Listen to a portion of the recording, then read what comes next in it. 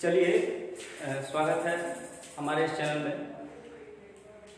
आज हम शुरू कर रहे हैं। इससे पहले वाले वीडियो में हम आपको बता चुके हैं, इसमें 2 पार्ट बताए थे, जिसमें से हम आपको पहले बताए थे इसके बारे में जो कोशिका झिल्ली था वो हम पढ़ा चुके हैं। कोशिका झिल्ली के बाद जो कोशिका भित्ति भी हम आप लोगों को बता दिए थे। अब हम आगे बढ़ते हैं। इसका तीसरा सेल का तीसरा टाइप जिसका नाम है माइटोकॉन्ड्रिया। माइटोकॉन्ड्रिया जिसको सूत्र कणिका के नाम से जाना जाता है। इसका खोज 1886 ईस्वी में होगा। उसका माइटोकॉन्ड्रिया का खोज 1886 ईस्वी में अल्टमैन नाम का एक वैज्ञानिक थे, वो खोज के माइटोकॉन्ड्रिया का। माइटोकॉन्ड्रिया को देखिएगा श्वसन का स्थल भी कहा जाता है। कोशिका का श्वसन स्थल कहा जाता है माइटोकॉन्ड्रिया को। होता क्या है माइटोकॉन्ड्रिया में, तो ध्यान दीजिएगा। माइटोकॉन्ड्रिया में क्या होता है, जैसे कि हम सांस लेते हैं, किसी भी चीज के लिए ऊर्जा चाहिए। जब तक एनर्जी नहीं मिलेगा तब तक समझिए कि जब तक सांस नहीं लेंगे तब तक एनर्जी। भोजन अगर नहीं किए तो 1 दिन 2 दिन 3 दिन बर्दाश्त कर लेंगे, लेकिन अगर सांस नहीं लिए ना तो तुरंत टपक देंगे। तो यही कारण से क्या है कि माइटोकॉन्ड्रिया क्या करता है ना, इस कोशिका का श्वसन कर लेता है। मतलब श्वसन जैसे ही कीजिएगा उसका स्थल है, ठीक है। और उसमें भी क्या होता है कि शरीर के अंदर माइटोकॉन्ड्रिया के अंदर एक चक्र चलता है जिसका नाम है क्रिप्स चक्र। क्रिप्स चक्र का जो खोज किया, क्रिप्स नामक एक वैज्ञानिक था, अपने नाम पर एक साइकिल चलता है जिसका नाम है क्रिप्स चक्र। अब देखिए माइटोकॉन्ड्रिया क्या है। माइटोकॉन्ड्रिया ऊर्जा देता है। क्योंकि हम लोग क्या करते हैं जब काम करते हैं, तो जैसे कि हम पढ़ा रहे हैं तो पढ़ाने में क्या हो गया, एनर्जी खत्म हो गई। तो बताओ तुम ही लोग बताओ एनर्जी के लिए क्या करेंगे। तो एनर्जी के लिए कहाँ से ऊर्जा लेकर के आएगा, तो हमारे लिए ऊर्जा लेकर के आएगा। नहीं, शरीर ही ऊर्जा बना देगा।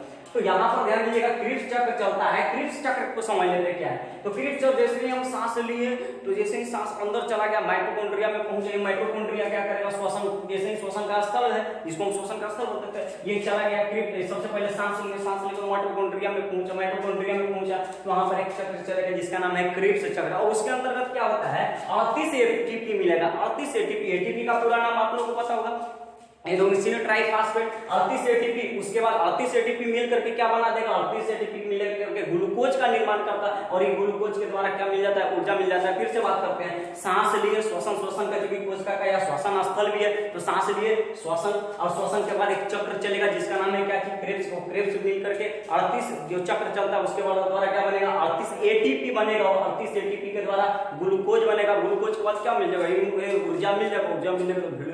ये सब बात करेंगे। चलिए आगे बढ़ते हैं। अब माइटोकॉन्ड्रिया की जो आंतरिक दीवार होती है जिसका नाम है क्रिस्ट माइटोकॉन्ड्रिया की आंतरिक दीवार होती है। अब ये ध्यान दीजिएगा, ये माइटोकॉन्ड्रिया ये पाया जाता है कोशिका में। तो इसकी जो आंतरिक दीवार होती है, आंतरिक दीवार को कहते हैं क्रिस्ट माइटोकॉन्ड्रिया की आंतरिक दीवार होती है। अब एक बात समझते हैं, हम झिल्ली क्या पढ़ाए थे। झिल्ली में हम आपको बताया था कि झिल्ली क्या होता है। मान के चलिए जो झोला लेकर के जाते हैं ना, वो झिल्ली है, उसमें हम सब कुछ डाल देते हैं, बैगन मिर्चाई प्याज सब उसमें में डाल दिए। अब कभी कभी मान लीजिए कि प्लास्टिक लेकर झोला लेकर के जा रहे हैं और झोला फट जाएगा तो सब गिर जाएगा ना। इसीलिए क्या होता है कि डबल झोला दे देता है। बोलते हैं कि प्लास्टिक अगर ले जाते हैं प्लास्टिक से, तो कहता है कि कैसे ना कि आगे जाकर के फट जाए, तो डबल प्लास्टिक को दे देता है। काहे के लिए कि फटे नहीं। तो जो डबल प्लास्टिक दे रहा है उसको बोलते हैं दोहरी झिल्ली। तो माइटोकॉन्ड्रिया क्या होता है, जिसका पास ऊर्जा है, जिसका पास पावर है, तो सही थोड़ी घूमेगा। उसके लिए क्या है ना, बॉडीगार्ड वगैरह जिसके पास पावर, देखते होंगे बड़ा मिनिस्टर जिसके पास पावर होता है कुछ करता है, बॉडीगार्ड को लेकर के घूमता है। तो ये क्या है, माइटोकॉन्ड्रिया। तो माइटोकॉन्ड्रिया में क्या रहेगा, तो माइटोकॉन्ड्रिया भी अपना बॉडीगार्ड लेकर आएगा। तो बताओ कि एक झिल्ली की डबल झिल्ली में रहेगा, कैसी झिल्ली, दोहरी झिल्ली रहता है। तो ये क्या है, दोहरी झिल्ली लेकर के अपना घूम रहा है, क्योंकि इसके पास क्या ताकत है, ये दोहरी झिल्ली लेकर के। अब इसमें ना जो माइटोकॉन्ड्रिया होता है, में द्रव भरा होता है, पानी टाइप का भरा होता है। पानी टाइप का जो द्रव भरा होता है उसको बोलते हैं मैट्रिक्स। एक बात को यहाँ पर समझते हैं, माइटोकॉन्ड्रिया में क्या होता है, तो माइटोकॉन्ड्रिया में श्वसन का स्थल है। आप एक कल्पना करके देखिए कि मान लीजिए कि ये श्वसन, कहने का मतलब है कि श्वसन शरीर में हो रहा है, ठीक है। अब कुछ देर बंद करके देखिए तो लगेगा कि तो कहते नहीं, इसी करके 3 मिनट चाप करके देखिए ना, लगेगा कि मर जाएंगे का। तो ये सिचुएशन हो जाता है, ठीक है। अब वो ज्यादा देर चाप लेंगे तो लगेगा कि खत्म हो जाएंगे, ठीक है।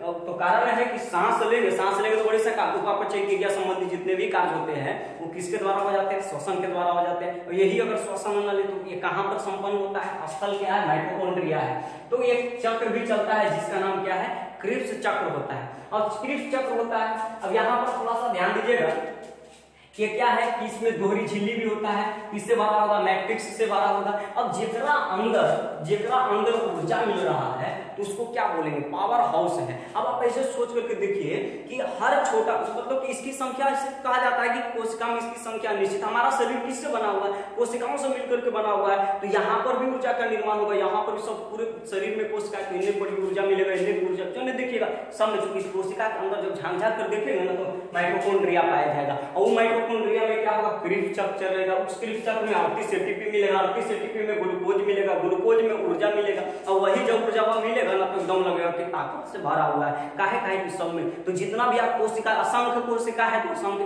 कोशिकाओं में क्या है, एटीपी है, तो एटीपी की संख्या निश्चित नहीं, जैसे कोशिकाओं की संख्या निश्चित नहीं है, तो ये क्या है कि एटीपी है, और एटीपी के द्वारा जितना भी तो पावर मिल गया, तो इसीलिए इसे कहा जाता है शरीर का पावर हाउस, जिसको बोल सकते हैं विद्युत गृह।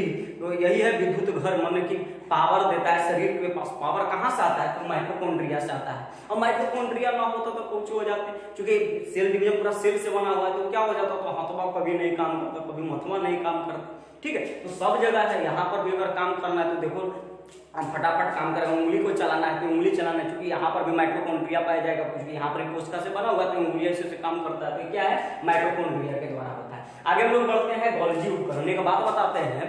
अब मान लीजिए कि आप जो है अगर खाना बनाते हैं, जो भी लोग रूम लेकर के रहते हैं, वो लोग अपने से खाना जब बनाते हैं तो खाना बनाते हैं, अगर बगल वालों को बोल ना कि खाना निकाल करके, तो बड़ा जोड़ खिसिया जाओगे, है ना। तो क्या करते हो कि ना हम खाना बनाए, हम बना देंगे थोड़ी, अपने उठा करके लेकर के चले जाओ। तो क्या करता है कि जो बना रहा है वही चौथी किया, इसका काम माइटोकॉन्ड्रिया का काम है, एकदम ऊर्जा बना करके छोड़ दिया, बोलता है कि हमारे पास पावर है। अब पावर है तो बताइए कि दुनिया का सब बॉडी थोड़ी काम करता है, कुछ बॉडी काम करता है, कुछ बॉडी आराम करता है। जैसे हम बोल रहे हैं तो हमारा वाला मुंह जो है नहीं काम कर रहा है, और बाकी जो पैरवा है वो आराम कर रहा है, पैरवा इसे चुपचाप खड़ा हुआ है। और ये क्या है जो बोल रहे हैं ना, तो जिज्ञा पूरा लपलपा रहा है, तो उसमें क्या होगा, अब एक कोई चीज चाहिए तो आराम कराते हैं, कौन सा एनर्जी चाहिए तो हमारे मुंह में कौन एनर्जी, तो जीभ को मुंह को एनर्जी कौन देगा, तो मुंह को एनर्जी तो माइटोकॉन्ड्रिया देता है। लेकिन बताओ कि माइटोकॉन्ड्रिया कुछ ही समय तक जितना बेचारा का दे दिया, और जीभ को दे दिया, तो धीरे धीरे बोलते सुना रहा होगा किस तरह से बोलेंगे लोग कि दारू पी लिए, तो उसी तरह से क्या हो जाएगा, तो आप क्या करेगा कि इसको ले जाने। अब देखिए गोल्जी बॉडी का खोज जो किया है, आगे बढ़ जो पढ़ रहे हैं, गोल्जी बॉडी का खोज क्या, कैमिलो गोल्जी अपने नाम पर खोज कर लेते हैं। आगे देखिएगा ये काम क्या करता है, यातायात और प्रबंधन का काम करता है। अब देखिए अब पैरवा के कोई काम नहीं है, हमारे का पैर का कोई काम नहीं, पैर आराम से बेचारा खड़ा है। अब क्या है, बोल रहे हैं, तो बोलने के लिए क्या चाहिए, एनर्जी चाहिए। अब एनर्जी तो समझिए सब कोशिका में यहाँ से दे दिए तो जुगन खत्म हो जाए। अभी कुछ करेगा ना, कहेगा तो परिवार आराम कर रहा है, ठीक है, यहाँ से कुछ करेगा एनर्जी रख करके क्या करेगा, ठीक है, किसी को दे दो का अपने शरीर में ना देगा तो उठाएगा यहाँ से और पूरा एकदम बकोट करके धर के यहाँ लेकर के आ जाएगा। अब कुछ एनर्जी मिला तो एकदम फटाफट आवाज निकलेगा, ठीक है। तो क्या करता है कि यातायात का काम करता है, प्रबंधन मैनेजर भी है, प्रबंधन करता है, ठीक है ना, सबको देख रेख करता है कि रेखने को एनर्जी खत्म हो गया। अब सोचिए कि जब देख रेख का काम करेगा तो कभी क्या करता है कि कोशिका भित्ति का भी यही निर्माण करता है। ये जो गोल्जी बॉडी है वो कोशिका करता है, कोशिका भित्ति का निर्माण कर देता है। और एक काम करता है लाइसोसोम का भी निर्माण कौन करता है, ये मदद करता है गोल्जी बॉडी दो काम कर रहा है। पहला काम क्या कर रहा है, कोशिका भित्ति का निर्माण कर रहा है, दूसरा क्या कर रहा है, लाइसोसोम का निर्माण कर रहा है। अब ध्यान दीजिएगा प्लाज्मा झिल्ली का मरम्मत कर देता है। पहले ही हम बताए हैं कि अगर कुछ भी खराबी आ गया तो गोल्जी बॉडी कुछ करेगा। अगर मान के चलिए गर्मी में ऊर्जा का खत्म हो गया तो ये क्या करता है कि ट्रांसफर लेकर के चला जाता है। बड़ी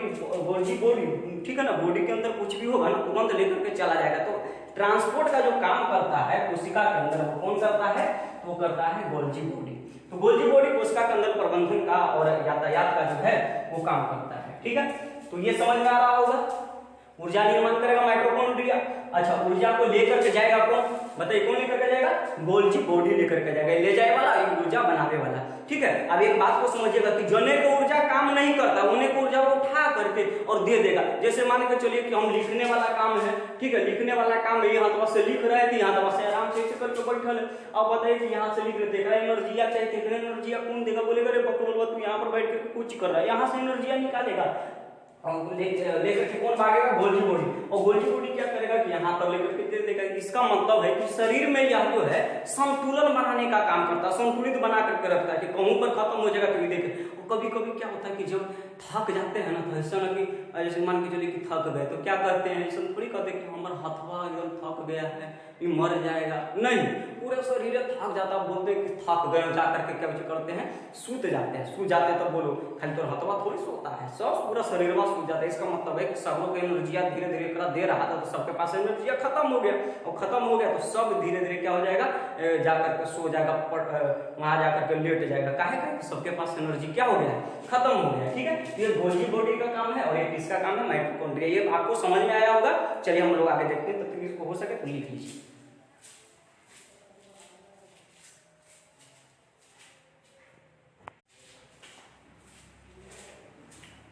उसको लिख लिए होंगे। चलिए हम लोग आगे देखते हैं। अब देखते हैं रसधानी के बारे में, उसके बाद और नेक्स्ट वीडियो बनेगा रसधानी के बारे में देख लेते हैं। देखिए रसधानी जो होता है वो निर्जीव रचना होता है, पहले समझ लेते हैं।